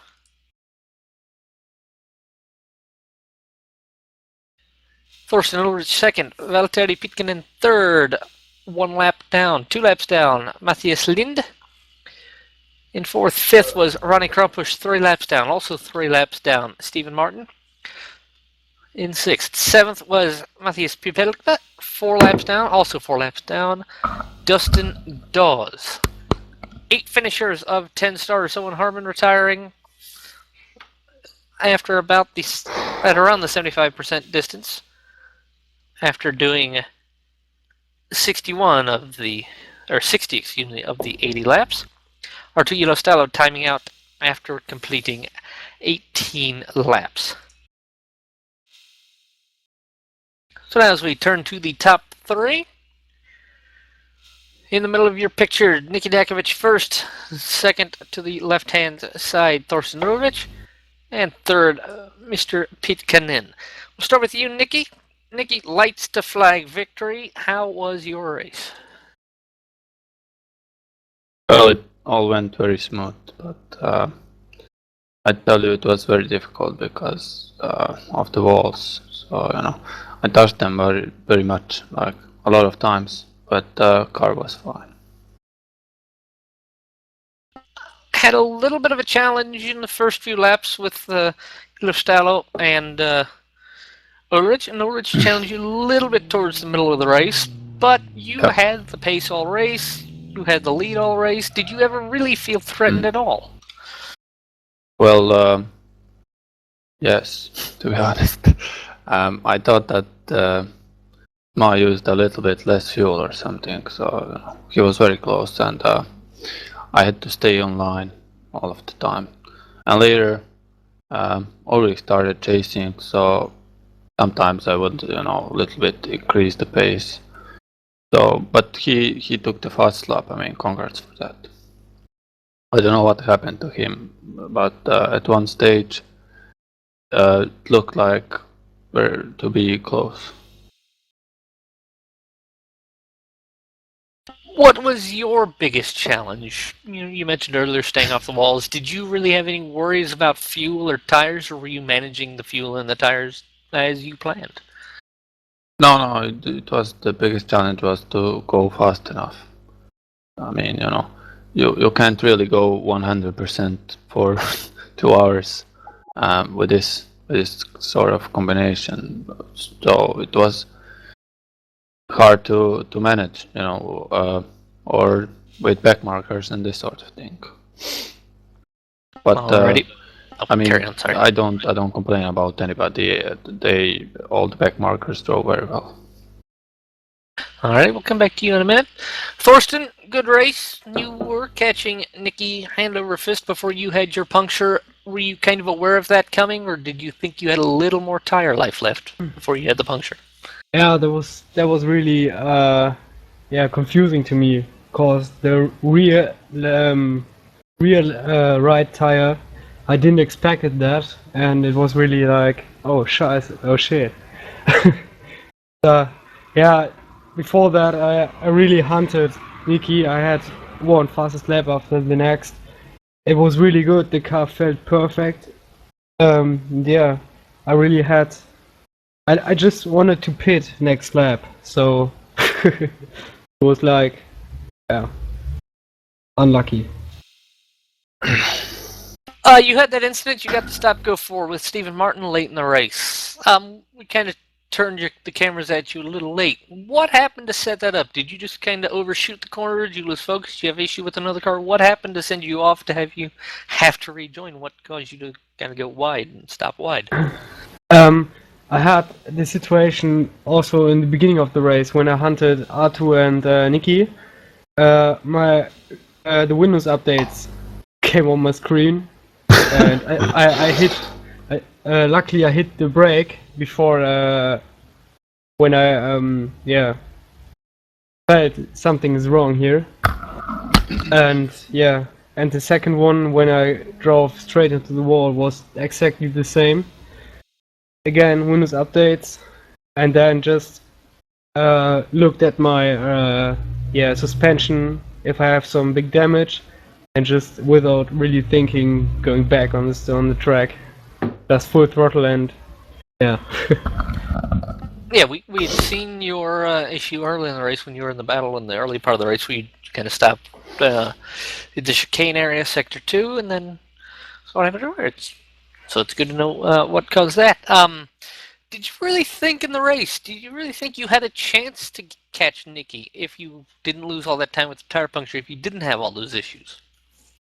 Well, with that, in that part of race, I really had a good flow, and I could manage to go every lap faster. Luckily, the blue flaggers always made good space. I don't really have something to complain. I really had the pace, I guess, to catch Nikki again. I think he couldn't go those times. I really was thinking that, so I really pushed 120% with a lot of risks, and yeah. If I would stop one lap earlier, I think I could catch Nikki. I think, but yeah. Alrighty, we'll come back to you in just a minute. Also, Valtteri Pitkinen, good consistent race for you to finish third. What was the race like for you? Do you have any problems, or did you just kind of stay consistent? Is that what your plan was? Just stay consistent and finish as high as you could? Yeah, that was mainly my plan, and well, I was in the beginning I was driving a bit too aggressively, which in South City means quite a lot of damage, and when the damage went too big, I had to repair and that caused quite a lot of time in the pit lane. But then after I saw R2 timed out once again, I noticed that Thorsten was driving pretty quickly. I was just cruising around and trying to avoid to get more damage and trying to avoid spins. But yeah, it went nicely in the race. I didn't really have too much problems. You've been around for most of the races this season. Got 3 rounds coming up to finish the season after this. 1 oval, 2 road courses. What are you expecting for the rest of the season? Do you think you might have a chance at a win? Do you think you'll just kind of try and be as consistent as you can to try and finish as high in the championship as you can? Well, I don't really have any plans about the championship because, well, I can't do the next round of oval, and also Thorsten seems to be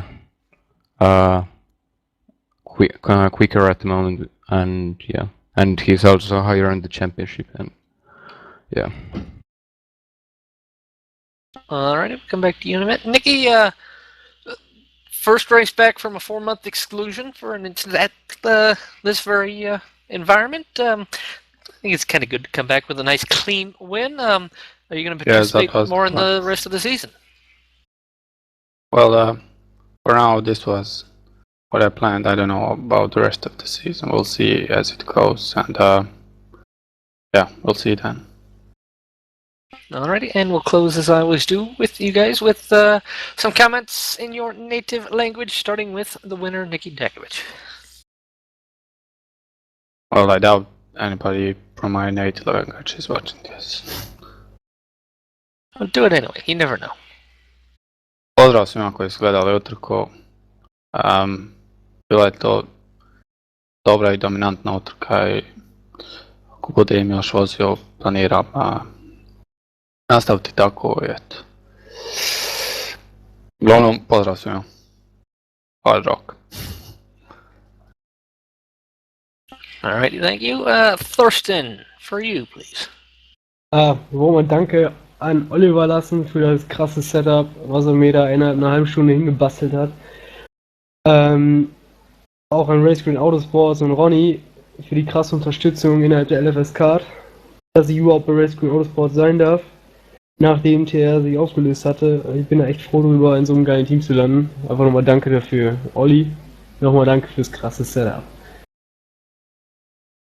Alrighty, thank you, Thorsten. And finally you, Mr. Bicken. No tätä kisasta ei ole kyllä yhtään mitään sanottavaa mihinkään suuntaan, mutta tosiaan tuossa viime haastattelussa tuli vähän virheellisesti sanottu, että Joonaksen bannit pitäisi ottaa pois, mutta niitä siis tosiaankaan ei pidä ottaa pois, että ei missään nimessä, mutta sen sijaan niin kuin Jessen ja tämän Niko Puntolan bannit, niin ne pitäisi ottaa vähän äkkiä pois, että joo, kiitoksia vaan.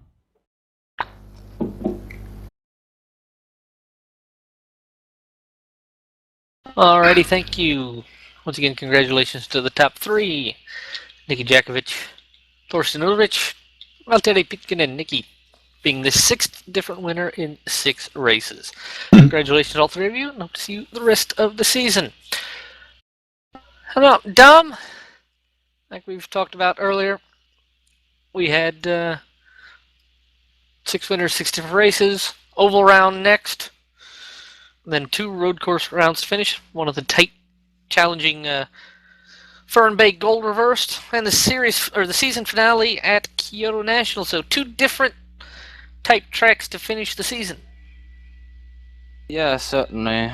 Fern Bay is probably going to be about survival, judging from the last time that track was used when I think I flipped twice in the race, for example. So I think that could be probably a decider indirectly. Alright, well, 2 weeks' time, right here on simrace.tv, stream 1, the Clockwise Challenge, 157 laps of the reversed oval. We'll see who we get there, and we see if we can have 7 from 7. I'd like to thank all the racers who participated. like to thank Stu Baker, who had absolutely 0 laps to drive today. Also Jonathan Provost and Isaac Price for their rescue car abilities, which were also unneeded today.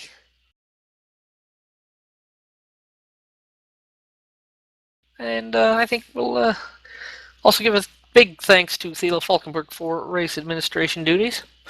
And again, thanks Dominik Engel, simrace.tv, for providing the stream. We will see you on July 27th for the Clockwise Challenge here from Kyoto Oval Reversed. For Dominik Engel, I'm John LaPalmer. So long, everyone.